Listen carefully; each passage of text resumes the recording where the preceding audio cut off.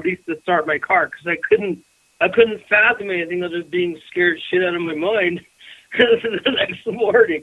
And Michelle's going, well, just drive. I said, I can't do anything. I just was numb. My hands were numb. I couldn't do anything. I was just frozen. I just think it took me, I must have drank so much water when we went back just to get rehydrated again. Yeah, gee, many Christmas. So let me ask you this, did anything follow you home from that place? We both realized that it just didn't want us there. Didn't want to protect the land. And I think it was native spirits conjured up to protect the land and the energy. So nothing really drastic happened after that. We were just mostly drained and really tired. Mm-hmm. And I know we just kept stopping at gas stations to get water and drinks. I had a coffee, it didn't help. I had to get drinking water. Something literally drained me, my physical body out of me for that incident. Oh my goodness, jeez. So,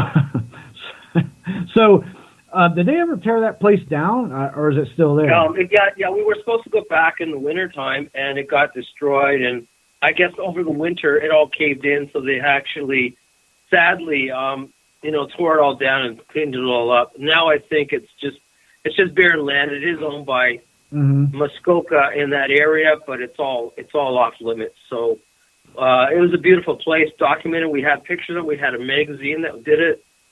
I can't disclose the place because it's under protection. Right. But fantastic cottage country up there in Muskoka. Anybody wants to, I guess, email me privately and tell them what it is, but nobody can go up there right now. Mm-hmm. Well, let me ask you this. What do you think caused all that bad stuff to be there? It obviously wasn't there when Frank Sinatra was there and all these other famous people. I think because the Indians, it was originally native land to start. It was owned by the Six Nations Indians. They wanted the land protected, and maybe it was never really noticed when all these big bands were going, because there was nothing bad going on there. I mean, it was all big, right. Parties with the rich. I don't think Marilyn Monroe was involved with UFOs or aliens or Frank Sinatra. So, they were most into entertainment and drinking and partying. So, I just think it was brought to protect the land. They didn't want anybody else there at the time. Mm-hmm. That's what it was. Yeah, I was just curious, because something must have brought that stuff in there. Obviously, if it's Native American, that probably had a lot to do with it, I guess. Well, it's part of the Ojibwe tribes. It was part of different the Six Nations that was, established by Joseph Brant. Joseph Brant here in Burlington, who was the forefather of Joseph Brant Tyandaga, who was the Indian chief who got all those things happening to form the Six Nations. If you know that part of the Seneca Indians became part of the Six Nations Indians. So Seneca was American, Ojibwe, and different other nations, tribes were all formed. The Métis were all formed under one group, right? Mm-hmm. So yeah, that's a lot of stuff. But I think the land is protected, and I've been to other locations where I've encountered a Wendigo, protecting the land again. It's the spirit Native Indian, the spirit that protects or actually takes the life of Indians if you see it and it draws you into the water and drowns you. Oh my goodness! So you've had an encounter with Wendigo also?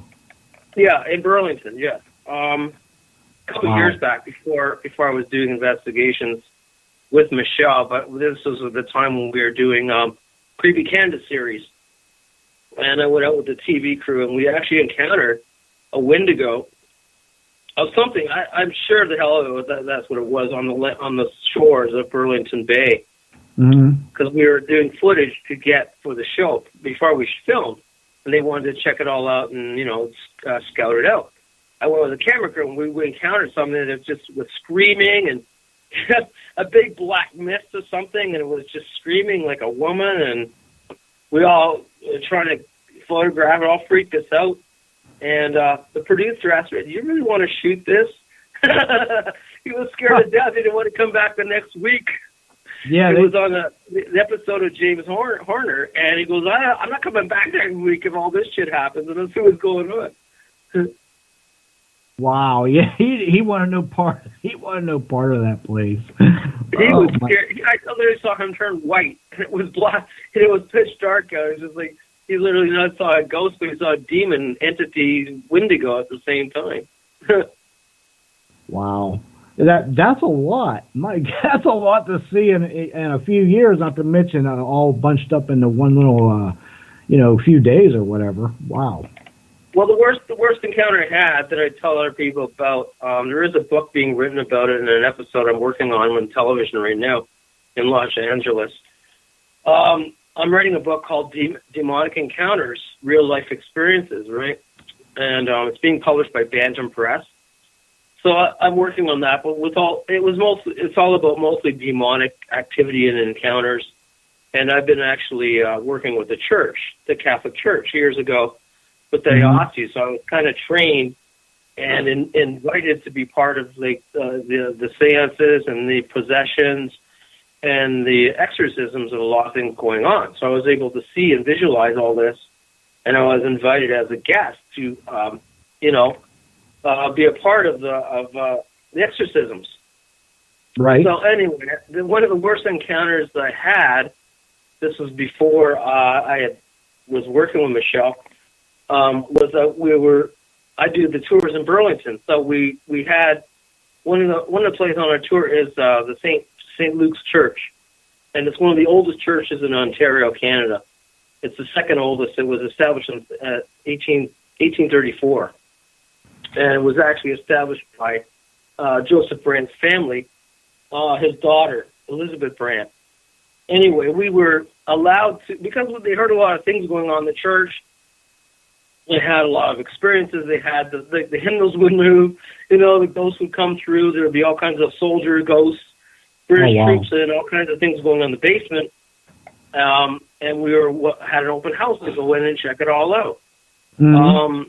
There was also the church was known that a lot of the tribe, some of the tribe of Joseph Brandt is buried underneath the church when it was erected. So it was in dedication to the tribe and Joseph Brandt.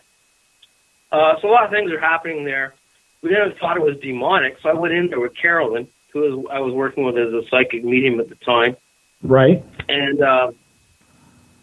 we went in, and everybody else didn't want to come in. They were all scared. We had two other guys that said they were paranormal, and they all got scared, and they said, "No, we're going to stay outside." Nobody wanted to go in the church, so me and Carolyn went in. So they wanted to investigate outside while you went inside and investigated. Yeah, they wanted to hide by the gravestones. Yes. Oh. They said they were safe over there, so we went in. It's all red, by the way. It's a completely red carpet. I don't know. The older churches have red for some reason. It's called red carpets. Everything was red. Red walls, red, curtains, things like that. Right. We went in, and I was walking up to towards the altar in the middle of the floor, and all I could smell was this huge, kind of like a sulfury smell coming through. Tinged, really bad, putrid smell. Carolyn smelled it, and she goes, "What the hell is that?" And I know it's like a garbagey, putrid, foul smell coming through. And we just started hearing sounds and talking, and British soldiers and French soldiers, and they all kind of like Indians were just yelping and talking in the church, in the middle of the church. It was all coming up from the basement. And we could see these shadows moving up from the basement, coming up through the wall and from the basement. And Carolyn got spooked. She freaked out. She goes, "I'm out of here. I'm going out of here. I'm scared." She runs, and I'm left in the middle of the church. Thank goodness. Yeah, great for me. Nobody's there. And I turn around, and I'm trying to start walking. I couldn't walk. I couldn't move. I hear these Indian voices chanting and yelling at me in some kind of, native tongue, right? Right. And I don't know what was going on. And all of a sudden, the whole thing on the altar goes on fire. It literally goes poof. Everything just goes up on flames. The cross starts burning. There's a Jesus Christ on the cross. It all starts burning. It all going up in flames. And there's poof, fires going everywhere on the walls, the drapes, everything's flying. I start literally going towards the door. The doors literally, these are huge oak doors, and they slam shut. And they just lock, and I'm stuck in the middle of church. All these flames are going up. And I'm freaking out, going, "Oh, man, oh, God." I'm trying to get out. I can't get out. I'm stuck, and the doors are closed, and I hear Carolyn outside, open the door, get out. And all this smoke was coming. Everything was going up in flames. It was literally burning, and I think I'm burning. And then I started getting bit on my arm. Oh, I my feel goodness. bit and crawling and, scratches. I'm hearing this demonic, evil laughter coming through and native talking. In my face here, this demon, just huge voice saying, get out, really evil-like. From Right. the whole church, surrounds the whole church. I couldn't move. I couldn't get anywhere, and it just getting bit and cut. I look at my arms; they're all getting bloody and scratched with the claw marks. And I'm trying to get out and trying to figure something. Everything was going up in flames. I could feel the heat of the burning, and my arm then goes on fire. And I'm just freaking out. That's it. I'm gone. I'm dead. I literally get to the door. The door just flies open. Both the doors just fly open again, and I fall out. Smoke was bellowing out, fire everywhere. Jeez. And I fall out of the door. I'm falling down the stairs, and Carolyn comes to my aid, and the other psychics, they go, what the hell's going on, and this and that.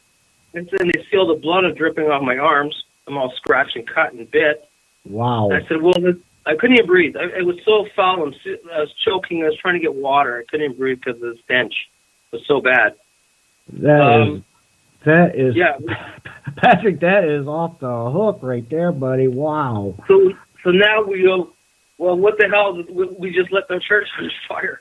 The whole thing's going up in flames. This is like the most historic church, right? So I'm on the ground, and we see smoke coming out, all black, pitch black smoke, not like a smoke from a fire. And then Carolyn goes up, and so two of the other guys. I'm on the ground, and I start crawling up the stairs. And we all look in, and believe it or not, there's nothing there.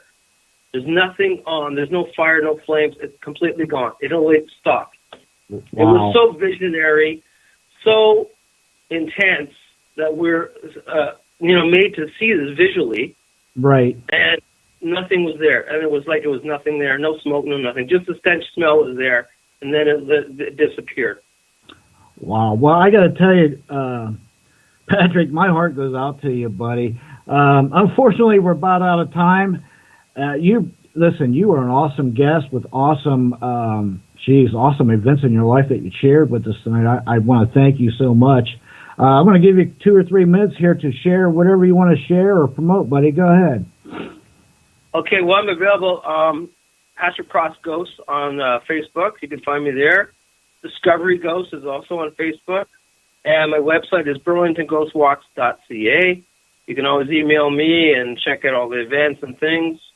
And I do the Burlington Ghost Walks in Ontario. And I'll be at the Gettysburg Bash Convention on July 26th to 28th in Gettysburg, Pennsylvania with Pamela Berry and Jack Kenner, a good friend of mine. So check it all out, and I really appreciate having me on the show tonight. Well, thank you, Patrick. Maybe I'll see you in July at Gettysburg. I hope so. Anyway, thank you again. Yeah, thank you again. You're a great guest. My heart goes out to you with all your experiences, and I hope you have a great weekend, buddy. Well, stay not haunted. Yeah. All right. Have a great night, bud. See ya. Thank you. Take care. Thank you. Right. Okay. Yeah. Yeah.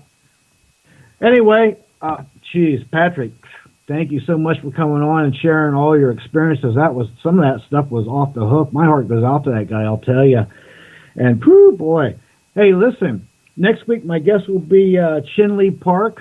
She's a psychic, medium, and all that kind of good stuff. She's going to be on next week. My show will be at 7 p.m. Eastern Time next week.